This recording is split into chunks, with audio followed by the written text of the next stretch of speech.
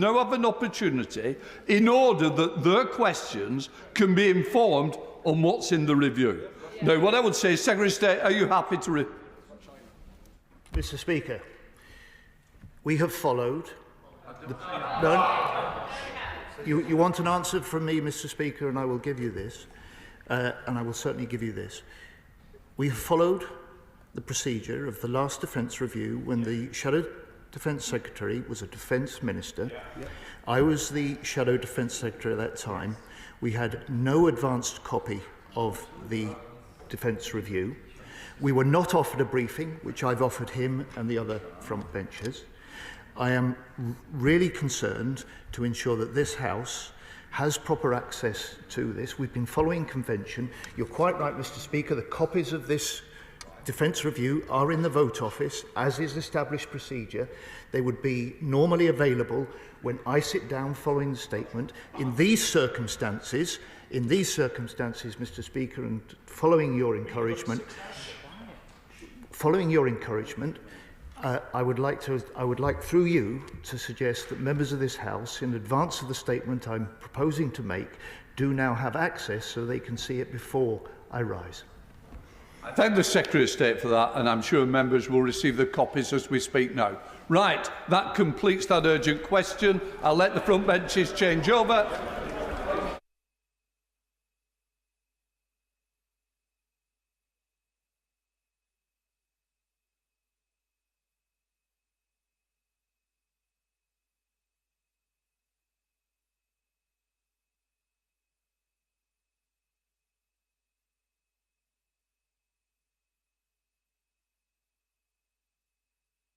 We now come to the next urgent question.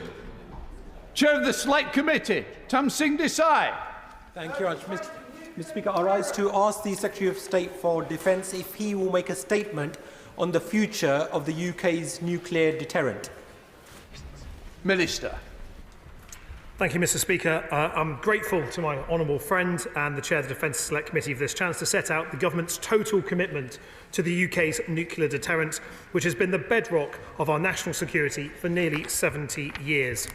My right honourable friend, the Defence Secretary, will shortly be outlining the details of the Strategic Defence Review to the House, and this review will be underpinned by our nuclear deterrent, part of our blueprint for a new hybrid navy with next-generation dreadnought nuclear-armed submarines and up to 12 SSN AUKUS conventionally armed nuclear-powered submarines, serving alongside best-in-class warships, support ships and new cutting-edge autonomous vessels. Building on the £15 billion investment set out for the UK's sovereign nuclear warhead programme in this Parliament. This is not only a manifesto promise delivered, and most importantly, it is our most important military capability secured for generations to come.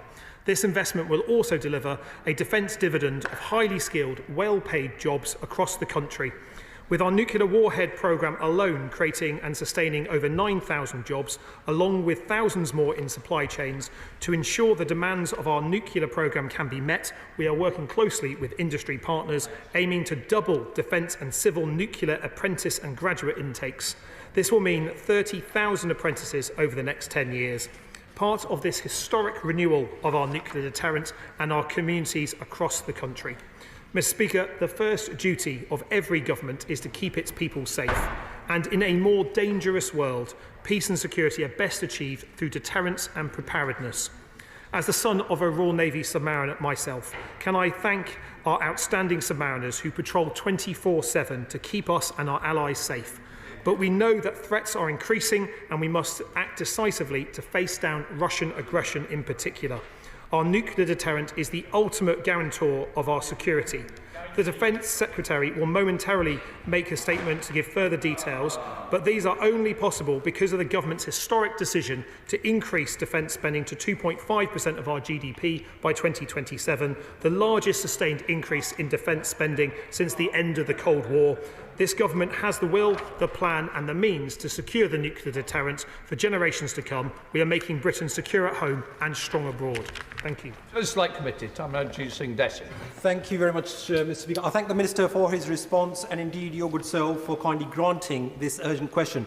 Following the Sunday Times report that the Ministry of Defence is looking to purchase American fighter jets capable of deploying tactical nuclear weapons, it is essential that the House receives clarity on the government's nuclear deterrent policy, an issue of critical national importance. But how has the media got hold of such sensitive information on future nuclear deterrent plans, and what steps is the government taking to investigate this leak? If the government is indeed pursuing an air-launched tactical nuclear capability, this is a huge deal and would represent a significant shift in the UK's nuclear posture. Indeed, it will be the UK's most significant defence expansion since the Cold War. It raises serious concerns, Mr. Speaker, about our sovereignty over nuclear weapons, strategic coherence with our current doctrine, and the principle of continuous at-sea deterrence. Despite the defence nuclear enterprise accounting for around 20% of the defence budget, it remains largely outside meaningful Parliament scrutiny, including by our Defence Committee. This must change. So I ask my right honourable friend, the Minister, how will Parliament be enabled to scrutinise changes to the UK's nuclear programmes?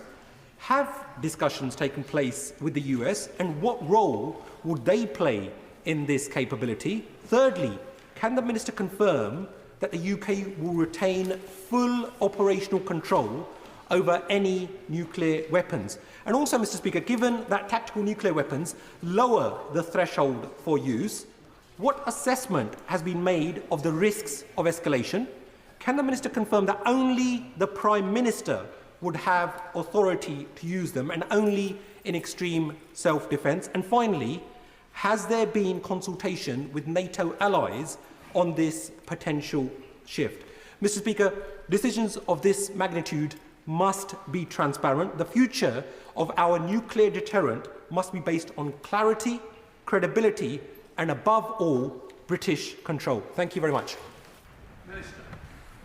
Thank you very much, Mr. Speaker. I'm acutely aware that I don't want to eat the Secretary of State's sandwiches and his statement that he is shortly about to make. The Sunday Times did it for us. Thank you, Mr. Speaker. The Secretary of State will shortly lay out more details of the Strategic Defence Review, but I can happy answering a few of the gentleman's questions. Parliament has the opportunity to scrutinise the outcomes of Lord Robertson's Strategic Defence Review via the House of Commons Defence Select Committee. I'm certain, in fact, I know that he has the reviewers in front of his committee shortly and will be able to ask them difficult questions. I'm aware that there are proposals about how we scrutinise some more of our sensitive and classified areas. Those conversations are continuing between the House and the government. We, of course, continue to have conversations with the United States, our most important security partner, and our NATO allies, but he will understand that I won't be able to detail the precise nature of those conversations to the House at this stage. But can I reassure him that when it comes to the continued at-sea nuclear deterrent, the backbone of our national security, we retain full operational control of our independent nuclear deterrent.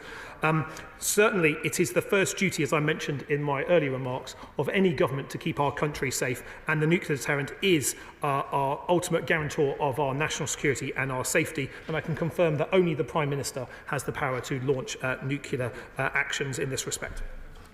Shadow Secretary of State James Cartledge. Thank you, Mr. Speaker, and I'm grateful to the Chairman of the Select Committee for tabling this important question. Following comments in the press last month from Sir Simon Case, former head of the Civil Service, that the UK should consider air-launched nuclear capabilities, I wrote in the Express on the 25th of May that our nuclear deterrent needed to be even more resilient, both in terms of CASD, but also, and I quote, potentially by diversifying our methods of delivering nuclear strike. The reason I believe it would be the right decision to diversify our methods of delivering nuclear weapons is that we have to recognise the threat posed by Russia in particular, and the fact that they have the ability to operate nuclear weapons at the tactical and theatre level. To deter effectively, we must be able to do the same. So we support in principle moves to widen our nuclear capabilities on the assumption that we do so working closely with our NATO allies. But I gently suggest to the government they may need our support to carry it through. Just to remind them, 8 of his front bench colleagues voted against the renewal of our nuclear deterrent in 2016, including the Deputy Prime Minister, the Foreign Secretary, the Secretaries of State for Scotland and Wales, and the Minister for the Indo-Pacific, and others. And in case the Minister was hoping he could rely on the Liberal Democrats, not only did all but one of their MPs also vote against Trident renewal in 2016, but as a condition of supporting the coalition, they shamefully demanded we delay the renewal of our nuclear submarines, leaving us to rely on older boats for far longer, leading to longer maintenance periods and, above all, directly contributing to the punishingly long tours of duty for our CASD naval crews.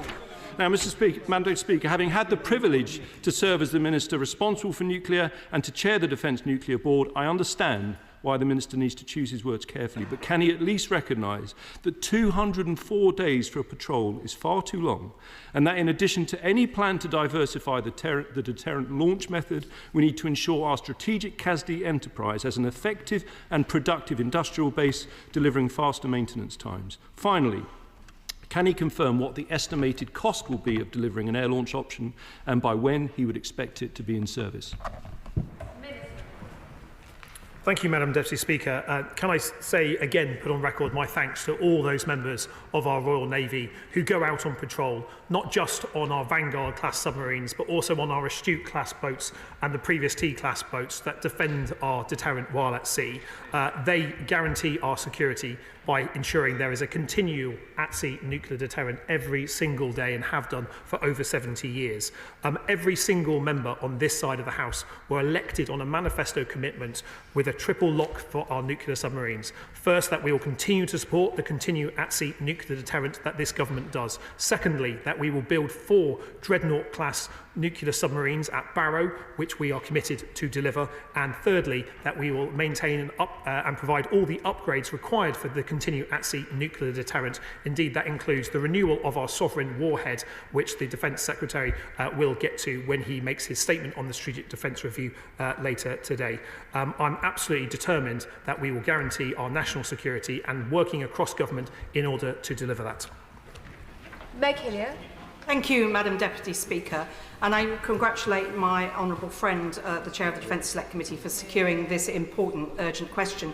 He and the Minister referred to the need to have full scrutiny by this House of such sensitive matters, something that has been being pursued now for over a year under both the last government and this. Could the Minister give me any reassurance that this is now finally progressing after some delay at the change of government?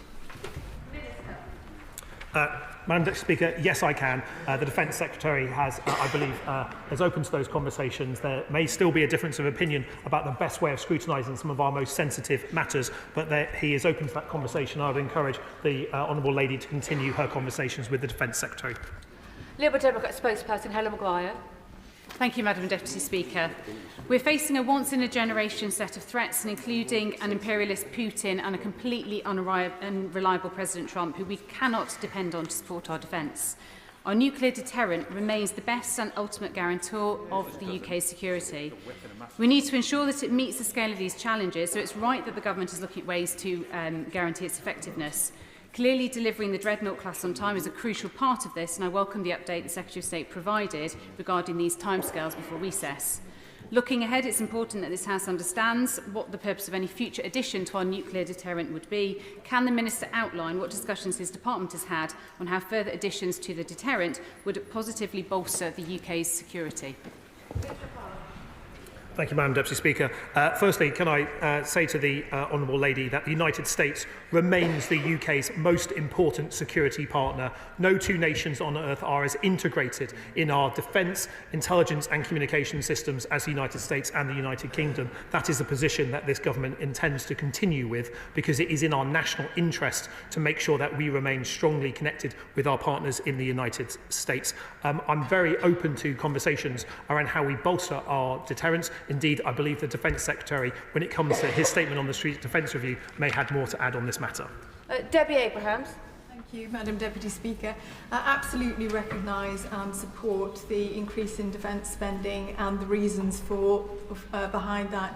But can my honourable friend indicate what impact this may have on the Non-Proliferation Treaty? Minister. Thank you very much, Madam Deputy Speaker. This government's proud to be increasing defence spending, an additional £5 billion in our budget this year, an extra £13 billion by 2027 compared to what the situation we inherited in cash terms from the last general election. It is right that we invest in not only our nuclear deterrent capability, but others. As a nation that abides by the rule of law, we will continue to do so in all matters, including those relating to nuclear proliferation. Alex Shalbrook. Thank you, Madam Deputy Speaker. Clearly there's been identified in the review that there is a gap in our nuclear capability of having tactical nuclear weapons in place. Therefore, that gap will have been noticed elsewhere amongst our adversaries. So, can the Minister assure the House that that gap that has now been identified in terms of British military power is being filled by other NATO allies until we are able to fill it ourselves?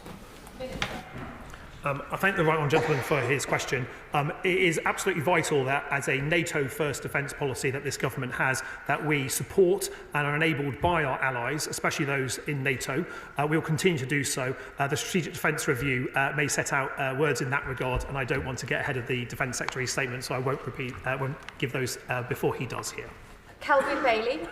Thank you, Madam Deputy Speaker. There is a consensus in this place about the importance of an independent nuclear deterrent for keeping us safe, but there is far less understanding of the need and use of tactical nuclear weapons.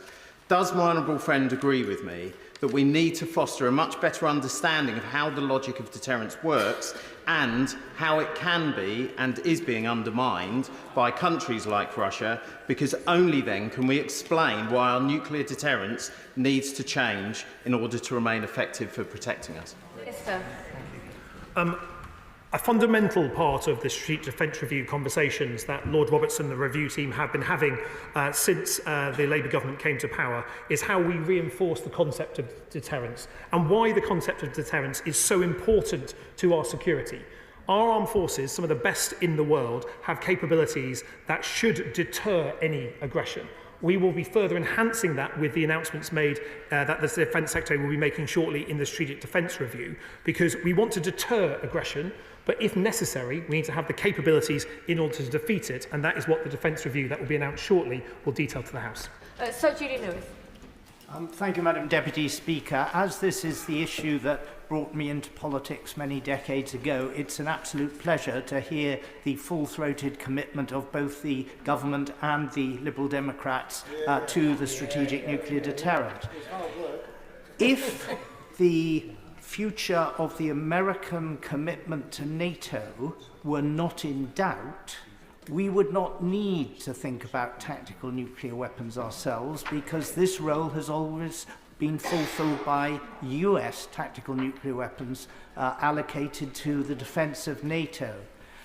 Can the Minister assure the House that we have sufficient confidence in the willingness of the United States, despite the present administration's attitude to NATO, that the cooperation that we need for the future of our strategic nuclear deterrent is not in doubt? Minister. I can indeed, Madam Deputy Speaker. The defence partnership that we have with the United States on defence, in particular nuclear deterrence, is a strong one. We know that President Trump and indeed the US Defence Secretary Pete Hegseth has reaffirmed their support to Article 5 of the NATO Treaty. And as we build towards the NATO summit in The Hague, not only will the UK be setting out how we further plan to enhance our deterrence, but we'll be setting out how we plan to make sure that collectively across the NATO alliance we are more lethal, more able to deter. And the reason that additional deterrence is necessary is because of the increased threats that we are facing as a nation, both conventional, cyber, but also increased nuclear threats. Rachel Maskell. Thank you, Madam Deputy Speaker. The UK is one of 5 nuclear countries which is a member of the Non-Proliferation Treaty. So will my honourable friend tell the House what steps his government are doing to reduce the number of nuclear deterrents that our country carry, as is one of our obligations under the treaty? Sir. my honourable friend for her question. As part of our commitment to non-proliferation, we continue to abide by all measures of the treaties that we have signed. Our renewal of our nuclear deterrent is necessary in a more dangerous world, and as the ultimate guarantor of our security, it will be central to this government's defence plans in the future. Sir Desmond Swain. In pursuit of deterrence, will he recommit to first use when either the strategic or tactical situation demands it? Minister. Madam Deputy Speaker, if I was reading out our nuclear playbook at the dispatch box here, I believe he would be one of the first people to be raising concerns about that. So I will decline that very polite invitation to detail our nuclear strategy. That ambiguity is absolutely certain, but we do not have first strike policy, as he will know, in this House. We maintain our nuclear deterrence capacity in support of not just the United Kingdom, but also we are the only European NATO member to dedicate our nuclear deterrence in the defence of all NATO member states, a really important part of our collective deterrence together. Richard Burden. Thank you, Madam Deputy Speaker. Far from the claims from successive British governments that Britain has an independent nuclear deterrent, isn't the reality that it's entirely dependent on the United States, both technically and politically? And instead of spending billions more on nuclear weapons, while public services face real budget constraints, shouldn't we be instead honouring our commitments under the Nuclear Non-Proliferation Treaty by working towards the global elimination of nuclear weapons? Minister. Every single member of the government benches stood on a manifesto in support of the renewal of our nuclear deterrent, in support of continuing at-sea nuclear deterrent, in building 4 Dreadnought-class submarines and providing the upgrades necessary to ensure the effectiveness of that system. That's a manifesto commitment that we can all be proud of, and it is one that this government will stick to. Sir Geoffrey Clifton-Brown. Thank you, Madam Deputy Speaker. Since the Minister mentioned it, and my predecessor on the Public Accounts mentioned it, it is now over a year since the Public Accounts Committee produced a report as to how sensitive scrutiny could be carried out in this House. This is really important. It feels as though we are being given the runaround. Will the Minister give a commitment today to set a date when the Government will give a decision on this matter? Minister. Well, as I reply to the honourable lady on this side of the House, I know conversations are continuing to have between members of this House and the Defence Secretary. He's open to further conversations in order to try and find a way forward here, and I'm certain that he would welcome a conversation with the right honourable gentleman. Chris MacDonald. Thank you, Madam Deputy Speaker. The Minister was right to highlight the nuclear deterrent as the cornerstone of our defence capability. It's also a national effort. Will he join me in commending the work of the unsung scientists and engineers at the Atomic Weapons Establishment, whose world-leading and highly secret and confidential work ensures the ongoing independence of the UK's nuclear deterrent? Minister. I'm very happy to do so. It is not just the scientists, the engineers at AWE that support our nuclear deterrent. It is the engineers and apprentices in Devonport, in my own constituency, that refit our nuclear submarines. It is the entire supply chain, from Rolls-Royce to BAE Systems to Babcock and countless other companies and organisations that are involved in this national endeavour that helps keep our country safe. And I commend the work of all of them in terms of their contribution to our national security. Pete Wishart. Speaker, sometimes when we discuss the nuclear deterrent, we forget that this is the ultimate weapon of mass destruction, which, if ever deployed, would quite literally end civilization as we know it. He might not agree, but does he accept that opposition to nuclear weapons is a legitimate conscience, moral position, and it's a position that is held by most people in most nations in the world? So will he and his government colleagues stop trying to demean and insult those who simply legitimately want nothing to do with these evil weapons and want them gone from their country and their community? Minister. Well, I thank him for his question. I recognise there is a range of views on nuclear weapons. I also recognise that there are thousands and thousands and thousands of jobs in Scotland that are dependent on supporting our nuclear fleet, that do superb work on the basis of the Clyde, and support not just the submarines but our entire nuclear supply chain through SMEs and larger companies in factories, engineering workshops and other businesses right across Scotland. And I'm certain that although we may disagree when it comes to our nuclear views on that, he was not speaking for them when he made that point. Jonathan Davies.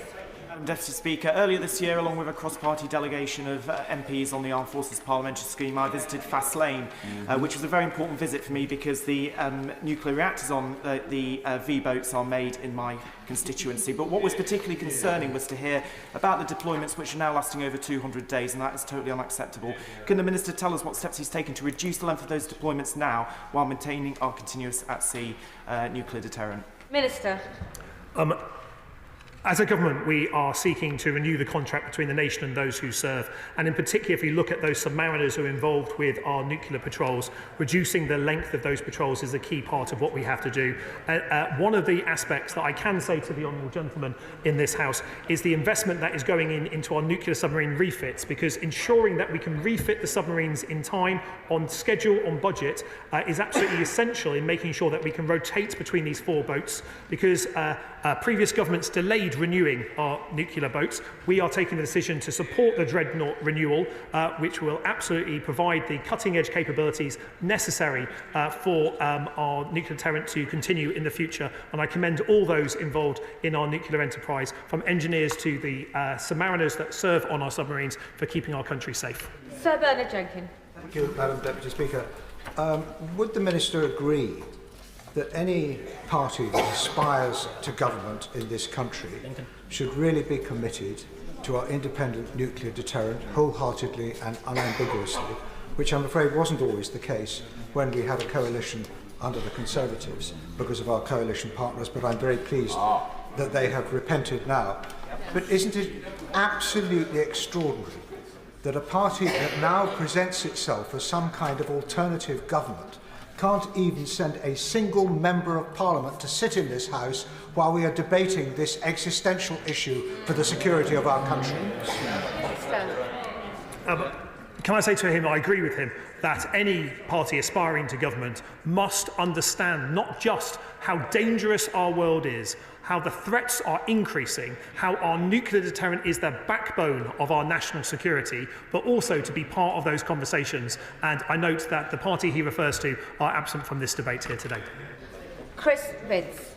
Madam Deputy Speaker, we all want to live in a world where the need for nuclear deterrent doesn't exist, but sadly I think we'd all recognise we don't live in that world, and certainly less so than we did a decade ago. Does the Minister agree with me that whether we're discussing the UK's nuclear capacity or any other capacity, we must have a NATO-first defence policy and lead within the alliance? And while I'm here, can I congratulate the Veterans Minister for his epic feat up Everest last week? Minister.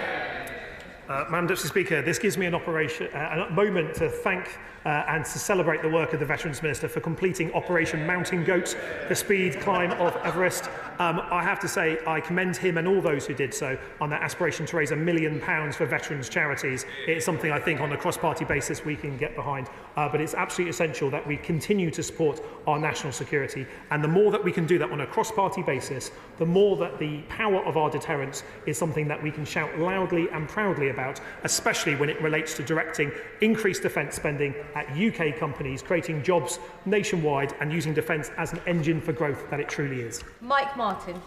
Thank you, Madam Deputy Speaker. I'm in favour of this new method of delivery. It gives us more options and probably in the long run makes it less likely that nuclear weapons are going to be used. However, cost is key. And with 20% of the defence budget already taken up by the defence nuclear enterprise, it's clear that our conventional capabilities are suffering. So will the Minister be able to tell us whether the increased cost from these new warheads is going to come out of the MOD's budget or out of a special Treasury reserve, as has sometimes been the case previously? Minister. The increase in defence spending that we have secured, that the Prime Minister announced in February this year, provides us with the opportunity not just to renew our conventional capabilities, but also to look at how we can further support our nuclear deterrence and also build our cyber capabilities as well. Taken together, that's how we build that collective responsibility. I wouldn't want to give him an incorrect answer, so I'm happy writing to him about that point that he raised. Joy Morrissey. Thank you, Madam Deputy Speaker. And may I congratulate the Minister on his robust stance on UK nuclear deterrent. I welcome that. And I'm interested to know how the Minister, from a whip's perspective, plans to bring his parliamentary party on side when so many have voted against nuclear deterrence and tried it. Thank you. Well, it was a question of two halves, Madam Deputy Speaker. Let me say I agree with her on the first half, and I thank her for the cross-party nature that we can achieve here.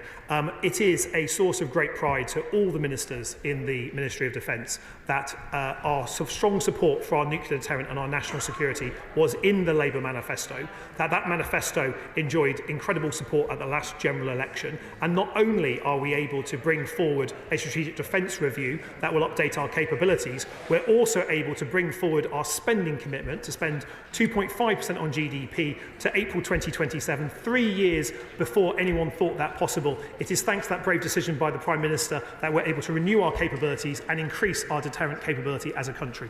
Jeremy Corbyn. Thank you, Madam Deputy Speaker. It was a Labour government led by Harold Wilson in the 1960s that initiated the Nuclear Non-Proliferation Treaty. It was during a period of the Cold War that the number of nuclear warheads was reduced by the 5 declared nuclear weapon states. This announcement by the Secretary of State and the talk today of increasing nuclear warheads is in breach of the Nuclear Non-Proliferation Treaty.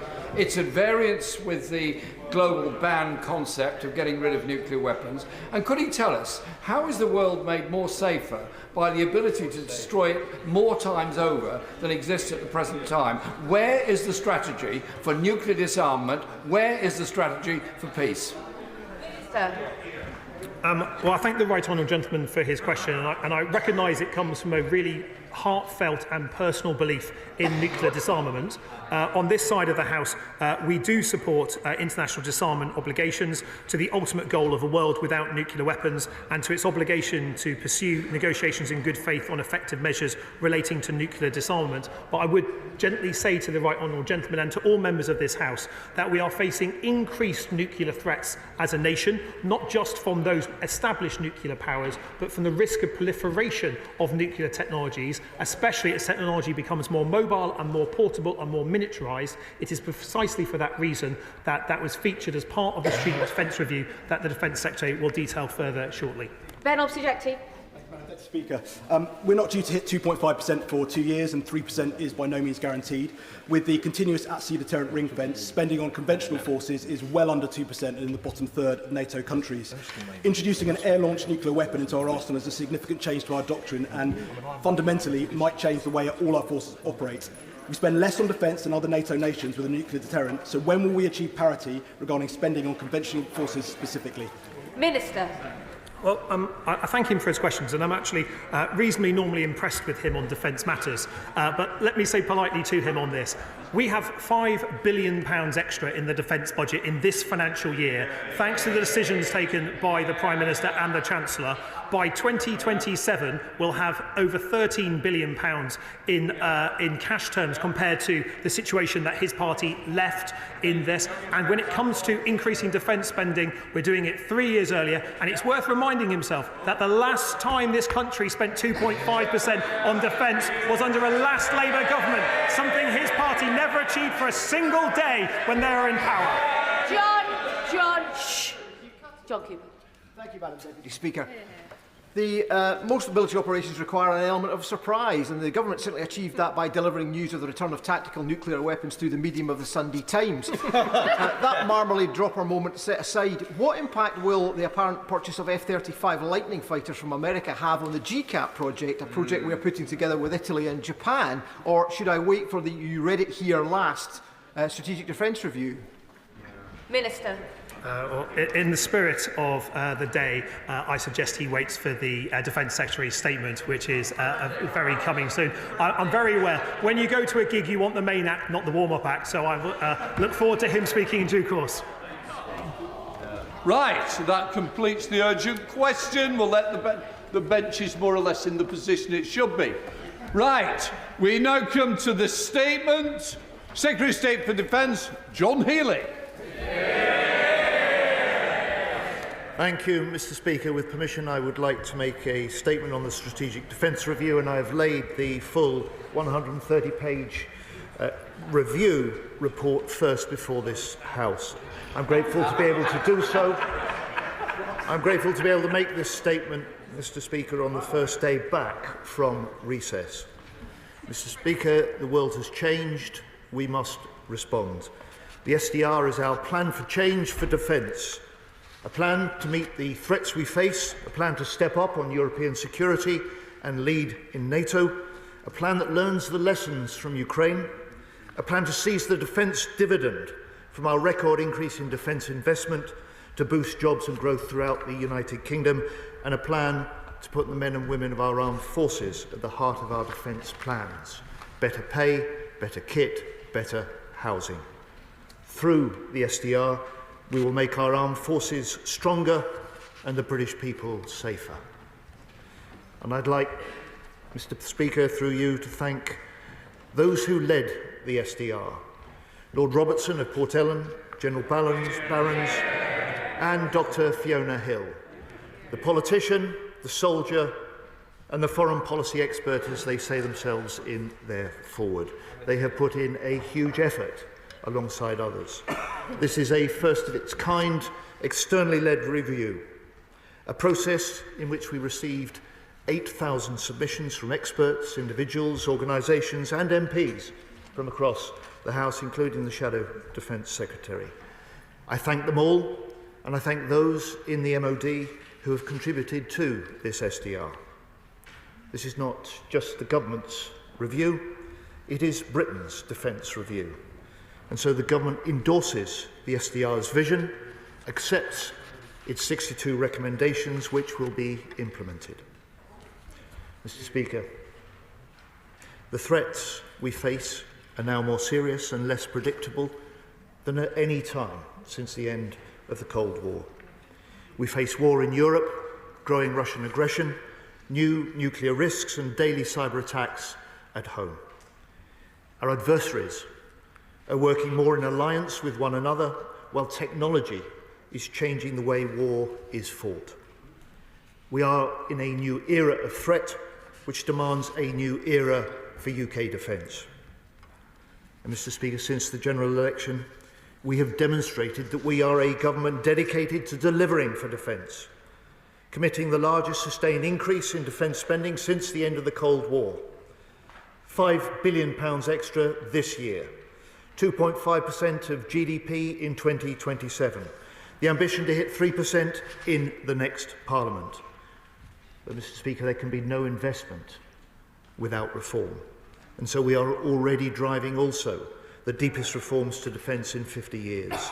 And these will ensure clearer responsibilities, better delivery, stronger budget control, and new efficiencies worth £6 billion in this Parliament. Money, all of which will be reinvested directly into defence. Mr. Speaker, our armed forces will always do what's needed to keep the nation safe, 24/7 in more than 50 countries around the world. But in a more dangerous world, the SDR confirms that we must move to warfighting readiness. Warfighting readiness means stronger deterrence. We need stronger deterrence to avoid the huge costs, human and economic, that wars create. And we prevent wars by being strong enough to fight and win them.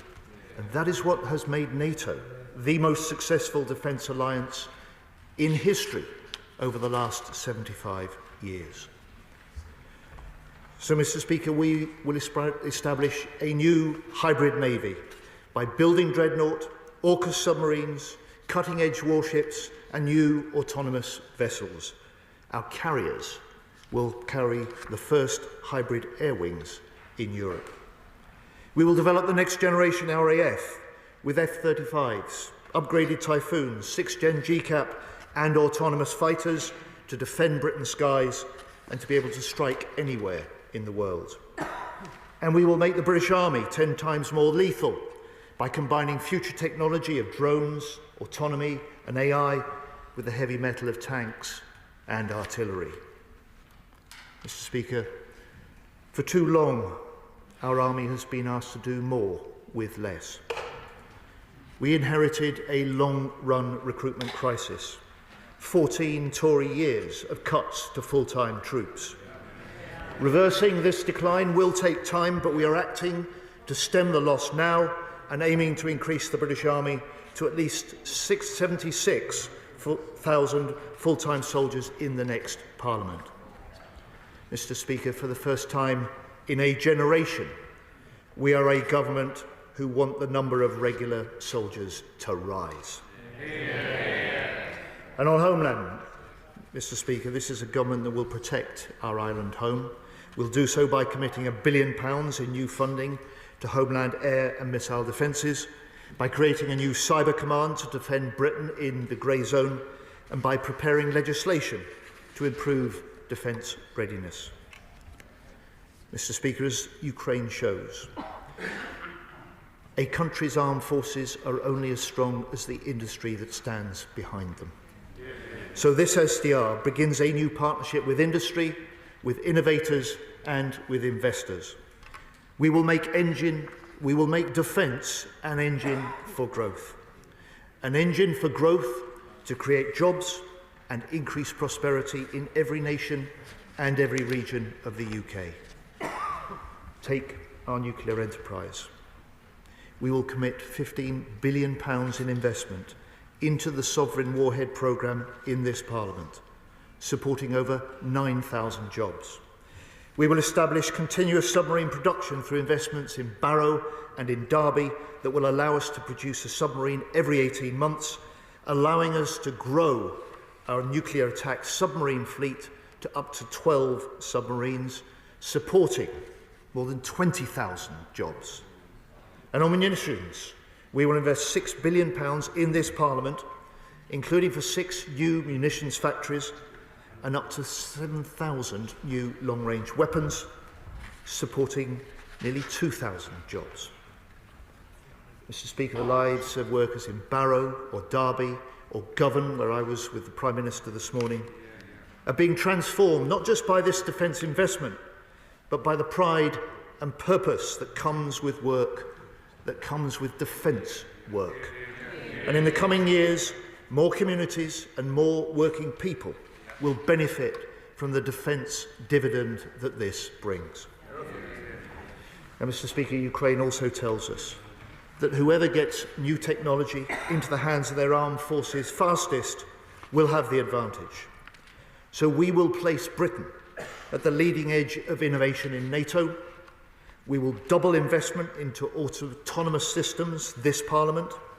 We will invest more than £1 billion to integrate our armed forces through a new digital targeting web, and we will finance a £400 million UK Defence Innovation Organisation. And Mr. Speaker, to ensure that Britain gains the maximum benefit from what we invent and what we produce in this country, we will create a new Defence Exports Office in the MOD, driving exports to our allies and driving growth at home. Mr. Speaker, the SDR sets a new vision, a new framework for defence investment. The work to confirm a new defence investment plan, superseding the last government's defence equipment plan, will be completed in the autumn. It will ensure our frontline forces get what they need when they need it. The plan will be deliverable, it will be affordable, it will consider infrastructure alongside capabilities, it will seize the opportunities of advanced tech, and it will seize the opportunities to grow the British economy. And Mr. Speaker, as we lose the national service generation, fewer families across this country have a direct connection to the armed forces. And so we must do more to reconnect the nation with those who defend us. And so, as the SDR recommends, we will increase the number of cadets by 30%. We will introduce a voluntary gap year scheme for school and college leavers, and we will develop a new strategic reserve by 2030. And Mr. Speaker, we must also renew the nation's contract with those who serve. We've already awarded the biggest pay increase in over 20 years, an inflation-busting increase this year, and now I've announced we will invest £7 billion of funding this Parliament for military accommodation, including £1.5 billion of new money for rapid work to deal with the scandal of military family homes. Mr. Speaker, This SDR is the first defence review in a generation for growth and for transformation in UK defence. It will end 14 years of hollowing out in our armed forces, and instead we will see investment increased, the Navy expanded, the Army grown, the Air Force upgraded, war-fighting readiness restored, NATO strengthened, the nuclear deterrent guaranteed, advanced technology developed, and jobs created in every nation and region of this country. Mr. Speaker, the Strategic Defence Review will make Britain safer, more secure at home and stronger abroad. Shadow Secretary of State James Cartledge. Thank you, Mr. Speaker. And before I turn to the substance, in responding to my point of order, the Secretary of State said that when he was in opposition, and I quote, "We were not offered a briefing. We had no advance copy of the Defence Review." Order. Please. It's not been a good day so far, and I don't want to interrupt it anymore. Thank you, Mr. Speaker. Actually, and he said this occurred when I was a minister at the MOD. In March 2023, before I became a minister, he was invited to a reading room in the morning of publication. And on the Defence Command Paper Refresh, July 2023, when I was a minister, when he said he didn't get a copy, I can confirm, and happy to substantiate this, a hard copy was dropped off at his office 9:30 a.m. that morning. I asked for a copy repeatedly on Sunday and on Monday, and earlier this morning we weren't given one. I've not even read the document, and I'm the Shadow Secretary of State. What I can add, Mr. Speaker, some of the biggest defence companies in this land were given copies at 8 a.m. this morning. Shameful. They've had hours to read it. I haven't read it at all. This is meant to be a democracy. This is meant to be a parliament. How can we hold them to account? Now, Mr. Speaker, whilst they may have tried to hide the actual document from us for as long as possible today, what they cannot hide is what's happened in plain sight. A total unravelling of their strategic defence review because, quite simply, they haven't got a plan to fund it. An SDR without the funding is an empty wish list. The ships and submarines it talks of, they're a fantasy fleet. The reviewers were clear in the Telegraph today that the commitment to 3%, and I quote, established the affordability of the plan. Now, on Thursday, the Defence Secretary said in an interview with The Times that reaching 3% was a certainty. But by the weekend, he had completely backtracked to 3% being just an ambition. And today, the Prime Minister was unable to give a date by when 3% will be reached. Why? Because the Treasury haven't approved a plan to pay for it. Now, the Secretary of State and I have both been Treasury Ministers and Defence Ministers. He knows as well as I do how this works. For the Treasury to approve a plan, it will have to feature billions of pounds of cuts to existing MOD programmes. And so this SDR has dodged the big decisions on existing capabilities. Can the Secretary of State confirm that the so-called Defence Investment Plan, to be published in the autumn, will set out the cuts needed for the Treasury to agree a plan to get to 3%, details we should have had today in the SDR?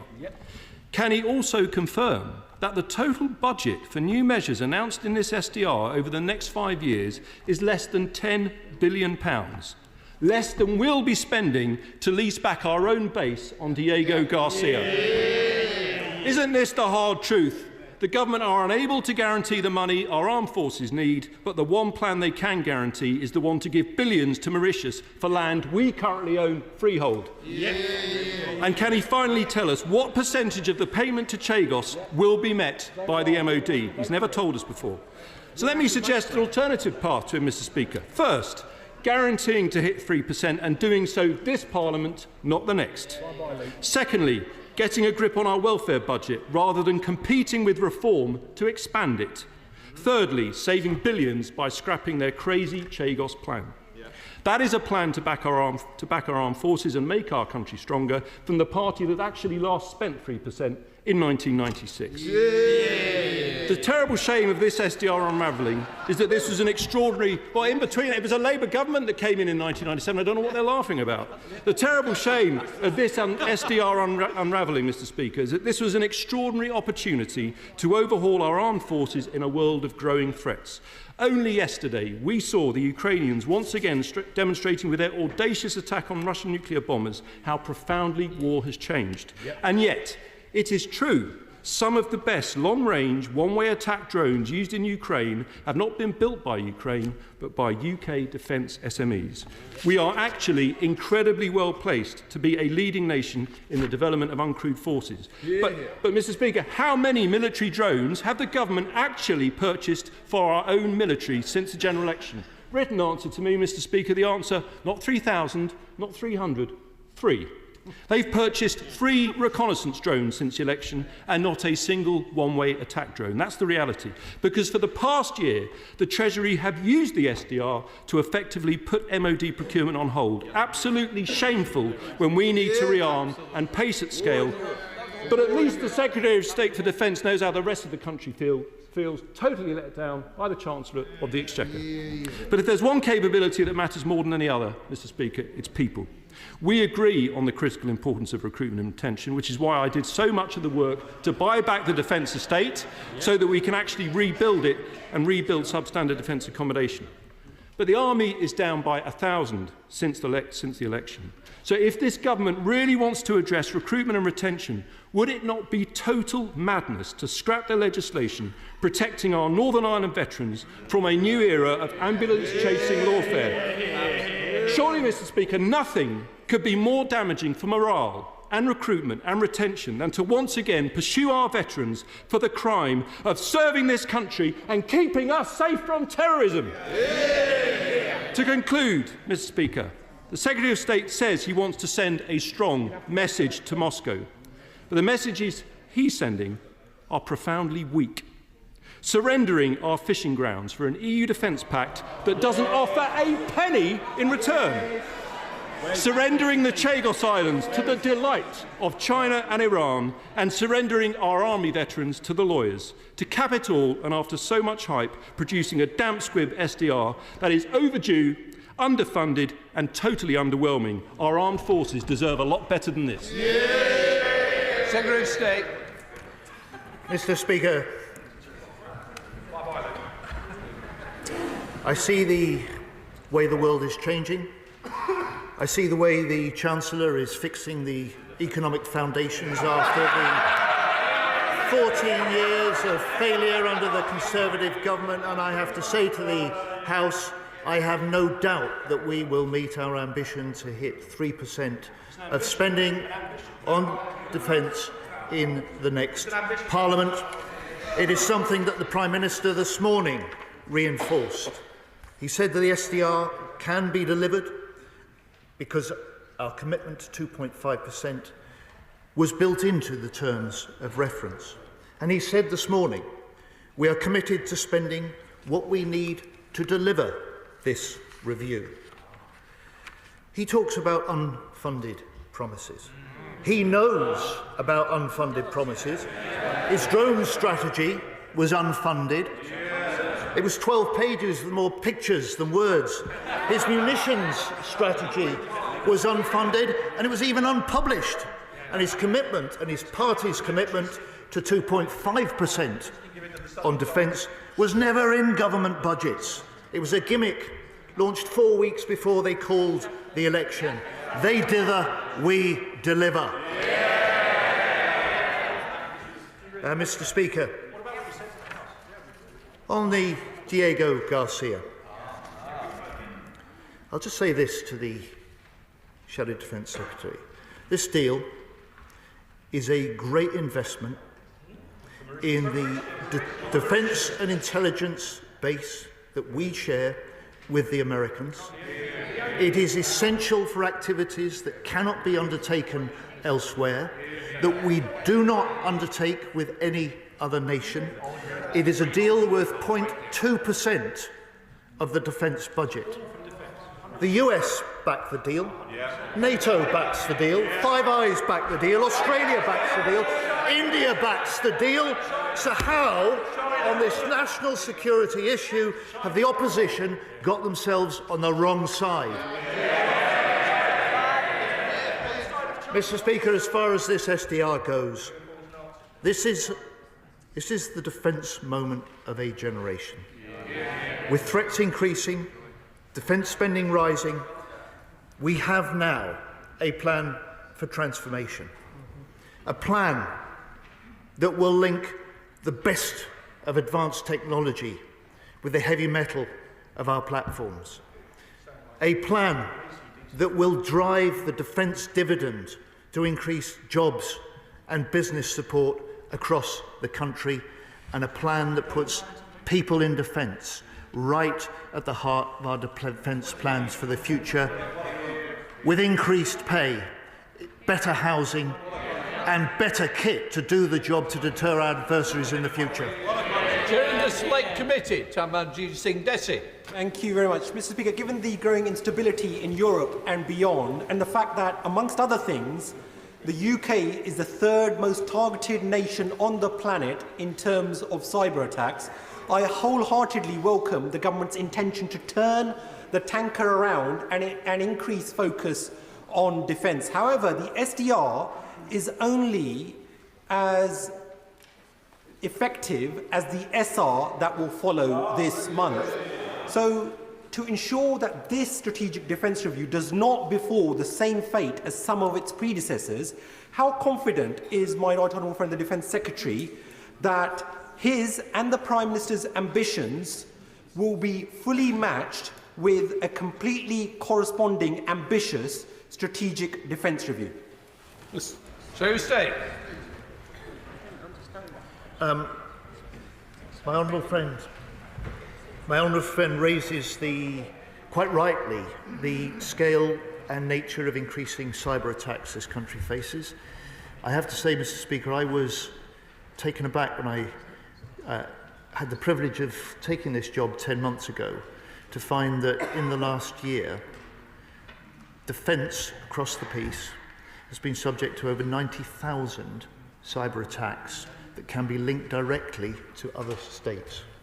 That's why in this SDR we pick up the recommendation to establish a new cyber command so that we can build on the pockets of excellence that are there across defence, and we can make sure that we are able more effectively both to defend and to use offensive cyber in order to deter those attacks in future. And in terms of the funding, let me just say to my honourable friend, it's an important moment for the government next week with the spending review, but the Prime Minister has settled the funding for defence. He did so in his statement in February. The Chancellor has already put an extra £5 billion into the defence budget this year. We will hit 2.5% of GDP 3 years before anybody expected us to. We have ambition to hit 3% in the next Parliament, and as the Prime Minister confirmed this morning, we will spend what is needed to deliver the vision of this strategic defence review over the next 10 years and beyond. Ellen Morgan, Liberal Democrat spokesperson. Thank you, Mr. Speaker. And I do thank the Defence Secretary for the advance sight of his statement, but I'm more than disappointed that I only received the SDR 2 hours ago at 3:30 after the journalists. Now, hearing the Prime Minister absolutely right, we have entered a new era, one defined by international instability, geopolitical conflicts and global uncertainty. Perhaps not since the end of the Cold War have we faced such a myriad of threats to our defence. A barbaric Russian imperialism under Putin threatening Ukraine's freedom and NATO security.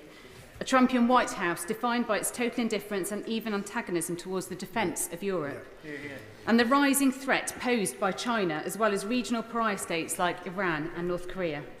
Taken together, these threats pose a once-in-a-generation risk to our country's defence. Meeting generational risks will require making generational commitments. So I welcome the government's readiness to accept all the recommendations outlined in today's strategic defence review. It is frankly staggering, however, that we still do not have a clear answer to the vital question: where is the money coming from to fund these ambitions? It's a shopping list without the money to pay for it. Exactly, well said. The government has flip-flopped on whether we can expect defence spending to rise to 3% of GDP, the figure on which the proposals of the SDR are premised. Putting the cart before the horse on funding the nation's defence sends entirely the wrong message to Putin and our other adversaries. So will the Minister commit today to holding cross-party talks on how to reach 3%? Yeah. While I welcome the announcement of new funding for military housing and urgent repairs, fixing our recruitment crisis and doing right by our service personnel requires more than sticking plasters. Will the government legislate to require all military homes to be brought under the Decent Home Standard? Yeah. It's also desperately disappointing that despite having had 11 months to consider how to stem the decline of soldiers from the army, the government appears to have sat on its hands. The shameful decline in troop numbers has only continued on its watch. If the government is serious about delivering for Britain's defence, does the Minister agree with me that reversing the utterly reckless troop cuts overseen by the Conservatives must begin now? Mr. Speaker, I welcome what she's had to say on Ukraine. She'll recognise the way that this government has been supported by all parties in this House for the steadfast support that we've provided to Ukraine in fighting Putin's illegal invasion. She will also recognise that since July, when this government was elected, we've stepped up still further that support for Ukraine. I hope she'll recognise the fact that we have also stepped up the leadership that the UK can offer on European security more widely. Stepping in to convene, and I chaired the first Ukraine support group after 26 meetings where the US led the way. That alongside the French, we are convening the 30-odd nations looking at planning for securing a long-term peace in Ukraine if a ceasefire can be secured. Madam Deputy, Mr. Speaker, this week at NATO, I will be continuing those discussions with defence ministers. On the SDR, this is a vision for the next 10 years and beyond. It can be delivered within the spending commitments this government has made. As the Prime Minister underlined this morning, they were baked into the terms of reference. They've been confirmed by the reviewers. And as he has said, we will spend what we need to deliver this spending review. And I am totally confident that we will meet the ambition of 3% in the next Parliament. On military homes, Mr. Speaker, she's right that for years the scandal of making the families of those who serve live in substandard homes, often mouldy and damp, with leaking roofs and doors. We can change that. We have acted to start to do that. For the first time this year, we have now bought back and we control 36,000 family military homes. For the first time, last month, we have set out a consumer charter with the basics of what people have to expect from the MOD as their landlord. And we have confirmed as well now an extra £1.5 billion over this Parliament that we will use to deal with the worst of military family homes, and we will be able to start also being able to develop long-term, building the homes we need both for our forces and more widely in the country, and use the huge asset for this country that MOD land offers. Dame Meg Healey, Chair of the Treasury Committee. Mr. Speaker, may I just use this moment to pay tribute to Lord Etherton, who died recently and whose review into the misjustice to LGBTQ+ veterans was enormous. I really welcome this review from the Secretary of State. I've been around long enough to see the words review, defence and strategic or modern or whatever in many, and as the Right Honourable Gentleman highlighted, the nadir was reached on the Right Honourable Member for Stone, Great Wyley and Penkridge in a report that had more pictures than text. But this report will only live if all members of this House agree that this is long-term, because as the Right Honourable Gentleman knows, it's the chopping and changing, stopping and starting of programmes that can cause often real problems for our men and women on the ground. Will the Secretary of State, does he agree with me, and what's he doing to try and make sure that we embed this for the long term? Secretary of State. Mr. Speaker, I welcome my right honourable friend's welcome for this SDR. I welcome her recognition that this is a strategic defence review. I welcome her recognition also that this recognises the threats that we face and maps out the framework within which we have to make the investment decisions in order to deliver that, in order to make our forces stronger and, of course, British people safer. Mr. Speaker, I will work with members of all parties across this House whenever this question of national security and the safety of our people is at stake. I welcome her support, and I welcome for her chairwomanship of the Treasury Select Committee, and hope that she may take an interest in that committee, in the fact that at the heart of this SDR, at the heart of our plans, is to make the defence investment, the record defence investment that this government is now making into this country, something that just does not reinforce our national security, but that can drive economic growth, that can bring a defence dividend, that can drive the mission of this government to increase the level of economic growth and bring jobs, business and new tech to every part of the country. Part of the House, Edward Lee. History repeats itself. In 1935, we spent just 3% of national wealth on defence. Because we rearmed almost too late, we almost lost civilization, and by 1945, we were spending 52% of national wealth.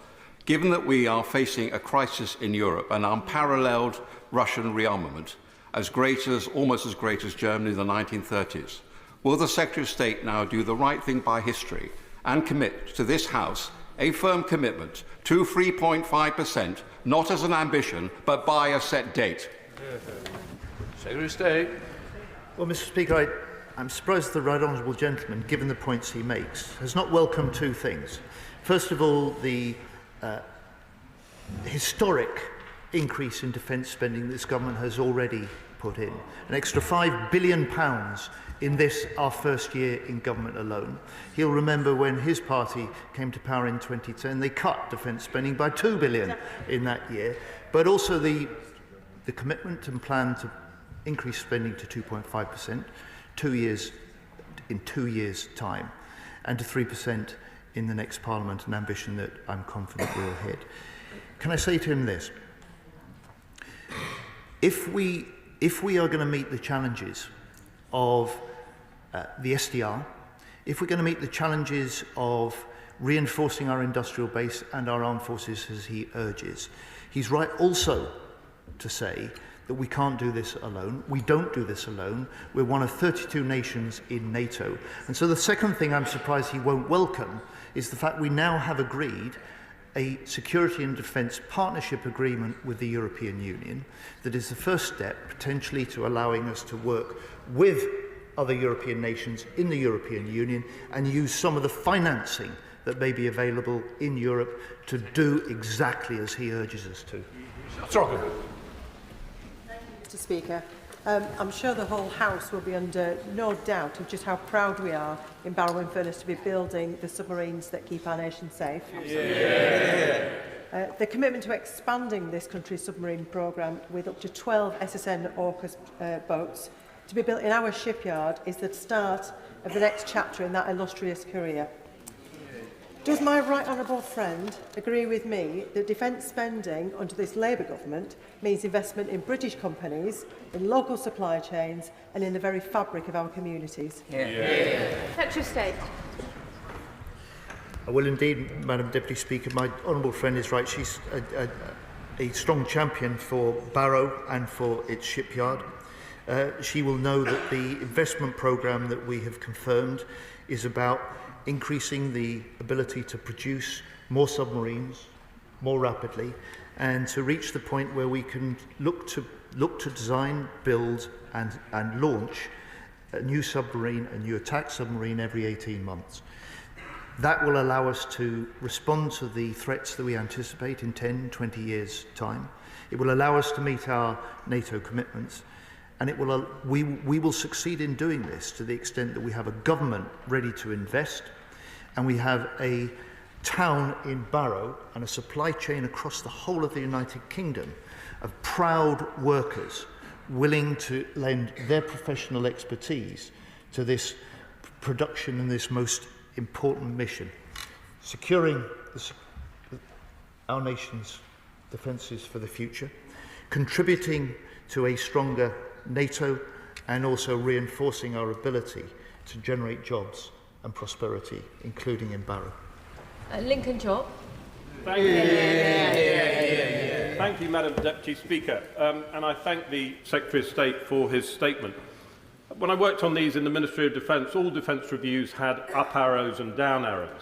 And from what I've read in the brief time that we've had the defence review, it does seem a lot of up arrows. There's only one that I can really find, which is not extending dreadnoughts out of service date beyond 2050.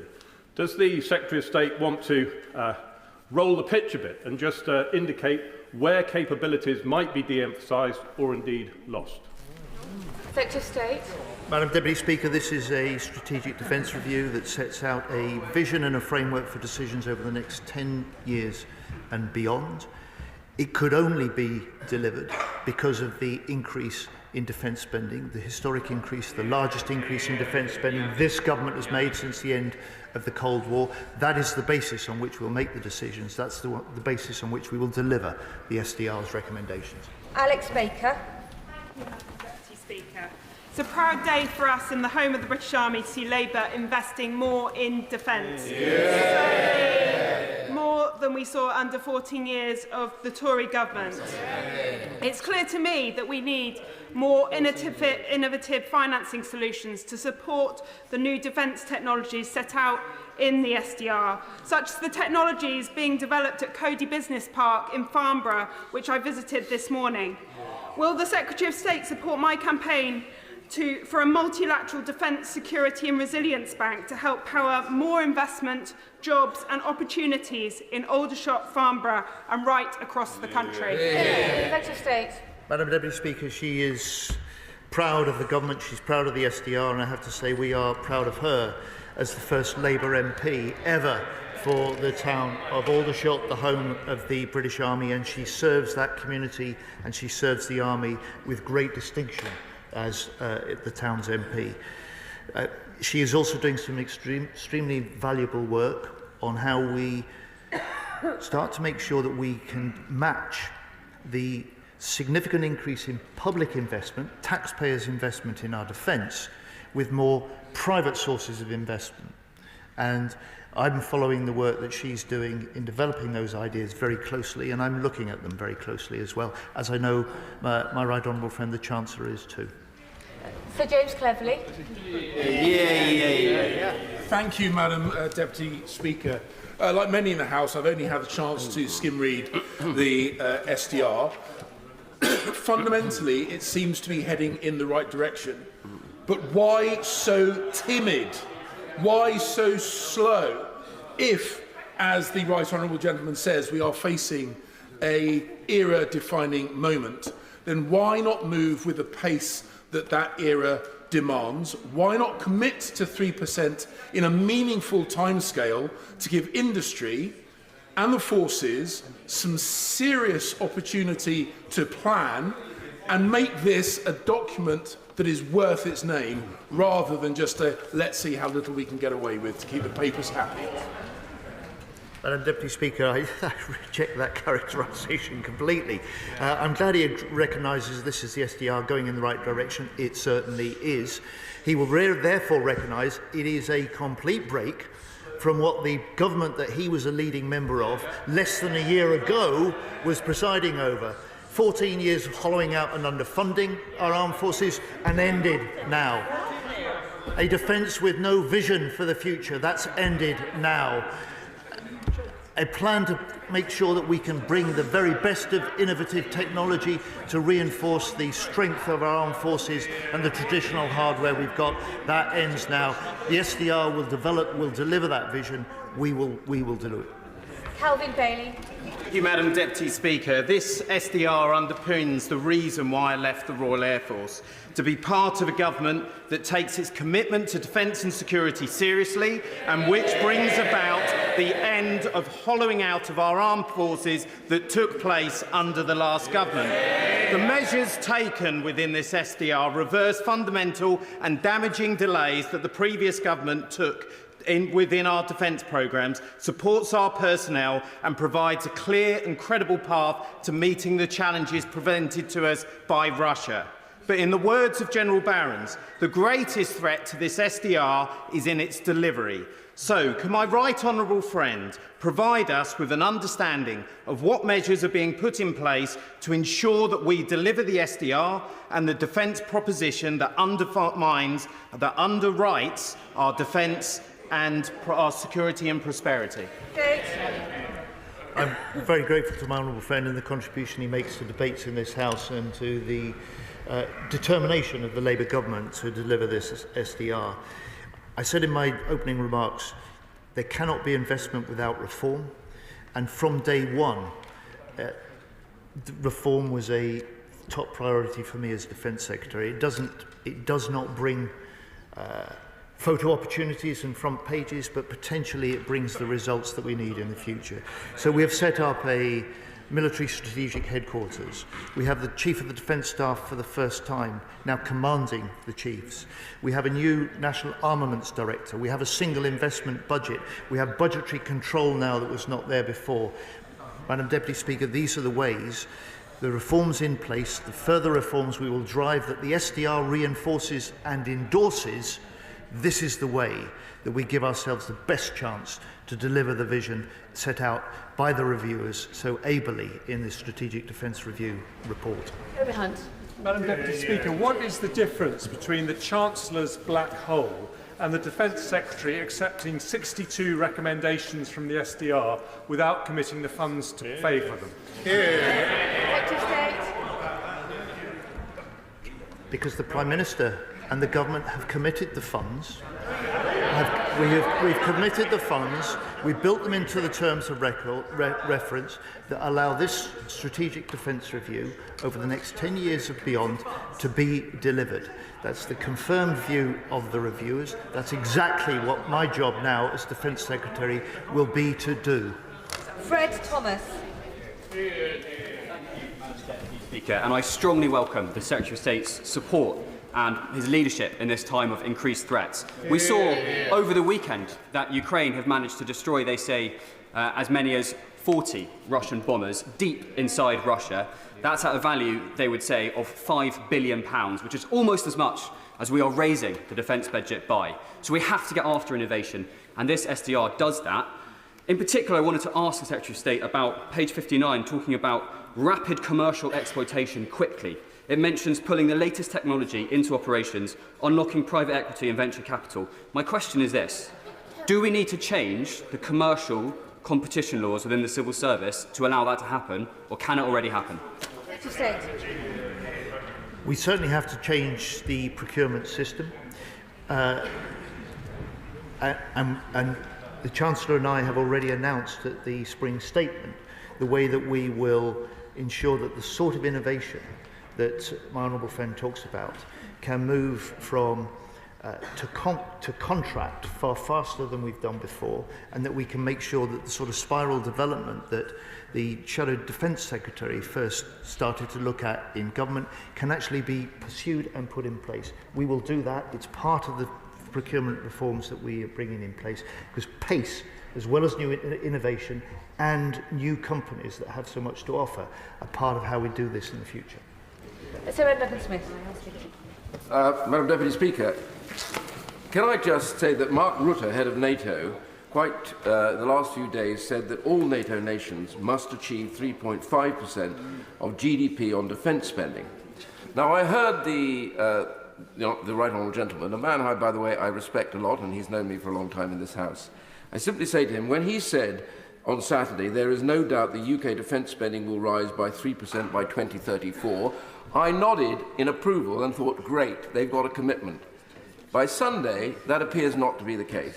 Can I say to him, nobody here wants this Strategic Defence Review to succeed more than I do, having sat in here and never agreed with the idea of the peace dividend from start to finish. Russia, China, North Korea and Iran are all seen as threats inside this. So will he now, please, get to the dispatch box, as the character that he is, and say, to achieve this, we will need at least 3%, if not more, and this government will be committed to spending it. Secretary of State. I'd say to the right honourable gentleman, look, don't take it from me at the dispatch thoughts this afternoon, take it from the Prime Minister when he said, we will spend what is needed to deliver this review. He's made that commitment in the House, he's made that commitment today. It is the vision of this strategic defence review that becomes now the mission of this government to deliver. Andrew. Thank you, Madam Deputy Speaker. Much of the new hardware pledged today won't be delivered for some years and won't be effective without the personnel to operate it. So I ask the Secretary of State, what more will the government do today, right now, not in 2034, to ensure our armed forces are recruiting those service personnel that these long-term plans will rely on? Secretary of State. Well, Madam Deputy Speaker, the honourable gentleman is right. In many ways, defence is a special case. Many of the decisions we need to take now in order to secure the future of future generations, in order to develop and secure the capabilities we will need in order to do that in 10, 20 and 30 years' time. And he's also right that it's the people that are at the heart of this.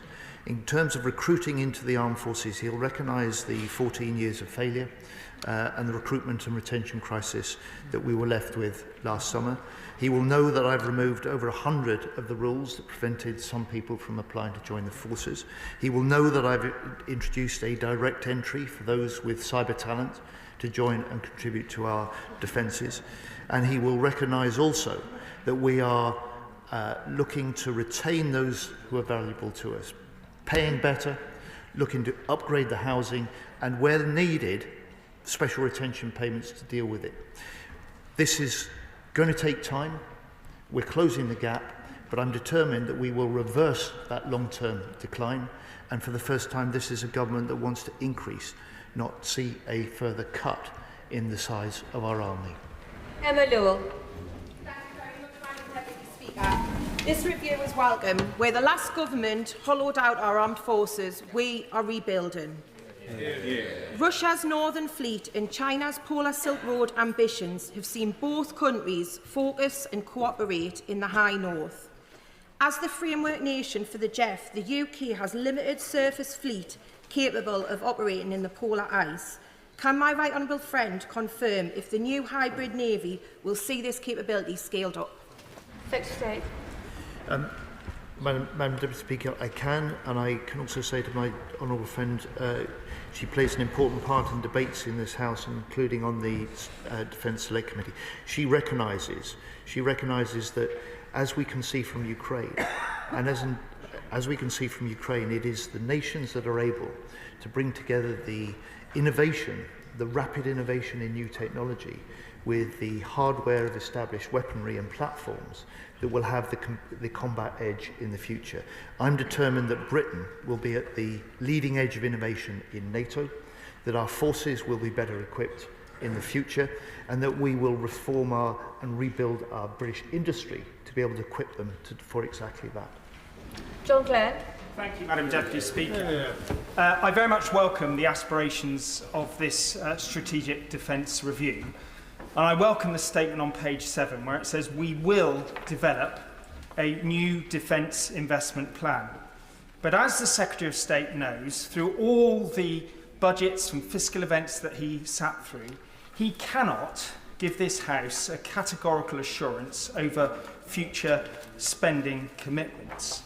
So I would ask him that he makes clear to this House what decisions he is prepared to make with respect to the existing commitments such that he can secure that additional funding at subsequent spending reviews and budgets. And I do hope that when he does come clean completely to this House, he will make clear that there will be considerable ongoing investment at DSTL at Porton Down, because they do an enormous amount to secure the future understanding of future technologies in the defence arena.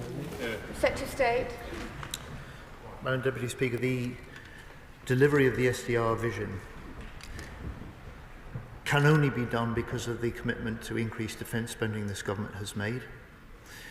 The defence investment plan is a new investment framework, a new investment programme, developed in the context and defined by this SDR vision.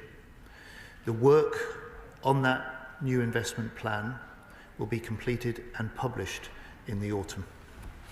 Chianwara. Thank you, Madam Deputy Speaker. And there's much in this Strategic Defence Review which will be of interest to my committee, but I welcome the report, and in particular the recognition that science, innovation and technology are both an opportunity as well as a threat.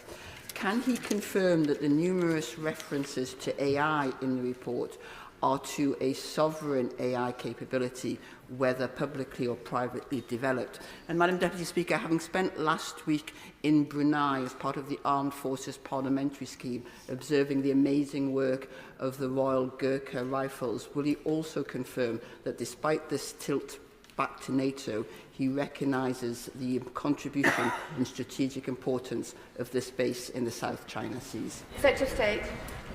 Madam Speaker, my honourable friend is right. The NATO first approach at the heart of this strategic defence review and the heart of this government's commitment to our collective deterrence and defence in the Euro-Atlantic is NATO first, but it's not NATO only. And so alliances and partnerships such as GCAP or AUKUS, partnerships that we have with other nations remain important. On the question of innovation, and the British base. She will recognise that as part of warfighting readiness, we require an industrial readiness. And that industrial readiness, that industrial deterrence that is part of preventing our adversaries from considering attacks against us, means that our companies must be able to innovate, they must be able to scale up production if we're faced with conflicts in the future, and that will be, if you like, a touchstone for the way that we will take many of the decisions as we invest in the future. Mike Martin. Thank you, Madam Deputy Speaker. This defence review gives us a long shopping list of technological advances: the Cyber Command, digital backbone, drones, AI, and this is right and proper. But the British military is tiny. Recently, the Select Committee heard that if we had to fight tonight, we could scratch together 5 ships and 30 planes. And the person who told us this was the former head of the MOD's own Strategic Net Assessment Office. So would the Secretary of State agree that the lesson from Ukraine is actually that to fight and win wars, you need to have a mass of force, a large force with tech that is good enough, rather than a small, perfectly formed, high-tech force? And is this lesson being heeded in the review? Short answer, yes. Longer answer, we do not fight alone. We do not plan to fight alone. We are a leading member of NATO, the 32-strong alliance that's never been bigger, never been stronger. And as we approach the NATO summit later this month, there will be a discussion about the capabilities that each of the nations contributes and develops in the years ahead, so that we can strengthen that collective deterrence, we can avoid the wars that we don't want to fight, and we can also strengthen our collective and our UK defence. Matt Weston. Thank you, Madam Deputy Speaker. Anyone who heard Carsten Breuer, Germany's Chief of Defence, speak at the weekend will have found his words deeply sobering. So can I congratulate my right honourable friend on the SDR, modernising our defence from Atlantic bastion to the transformation of our defence and a tech-driven approach. I particularly welcome the cyber and electromagnetic command, but he spoke of a stronger deterrence. Could he confirm there is a need now for stronger offensive cyber work by our forces? Indeed, my honourable friend is right. He'll be aware of the National Cyber Force that we are developing further. He will be aware that I have confirmed, and the SDR recommends, the establishment of a cyber and electromagnetic command that will be in place, and that will do exactly as he suggests. It will reinforce our capacity, it will reinforce our expertise, it will reinforce our ability both to do defensive and offensive cyber as part of the deterrence and the defence that we need of this country. Alex Shalbrook. Thank you very much, Madam Deputy Speaker. I welcome the